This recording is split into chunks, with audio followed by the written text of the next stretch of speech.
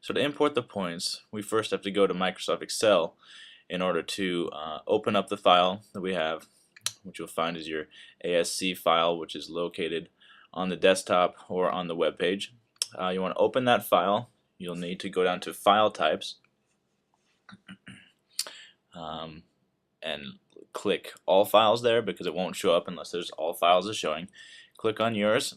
You'll do it with a fixed delimited, which is on the next page. A comma. We'll enter over, and then this is where you finish. Now you'll notice that this column has all zeros. We want to get rid of that one, and any other column that does not have numerical values we want to get rid of. So check those. This is your northing column, your easting column, and then your elevation column there. The column A is for your which number point you have. So once we have that, we'll just go ahead and save that. Save it as a text file. List down at the end there is text file. You can't quite see it, but click text file and just save it somewhere that you know where it is. I would prefer the suggested desktop. Just click through these in case. Once you have that all saved, go ahead and close out of that file. Close it here. And once you're done there, then you'll be back in Civil3D.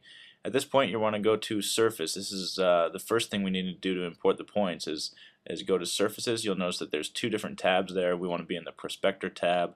Go to Surfaces, create a surface. This is where you'll have different types of surfaces. We want to create a tin surface. Just hit OK. At this point, you'll go down and click to the plus sign, which opens up the folders. Click on Surfaces 1, and then on Definition, and down to Point Files, and you'll add a point file. At the all the way at the bottom is PNZ EZD. That's the one we want. Search for your file. It'll be Lab 4 or whichever one is your specific file, and we'll nothing else. Just click OK there. Once you clicked OK, the points are now in there. So the points are now a part of that surface. So in order to see that, you go up to Zoom and just click Zoom All, and you'll see as you can zoom around with the scroll wheel.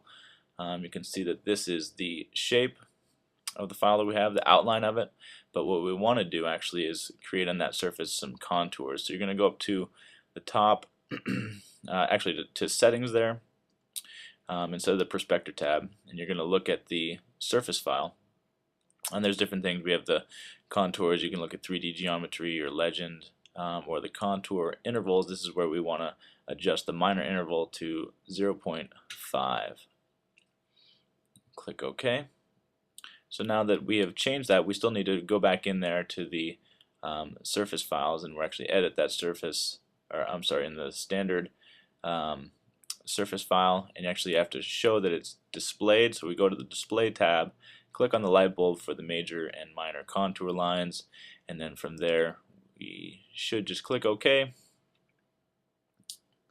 and there you go, those will show up. So at that point we have taken points, put them in, and then created a surface and added contour lines to it. So this should be the first step in just importing all your points into the file.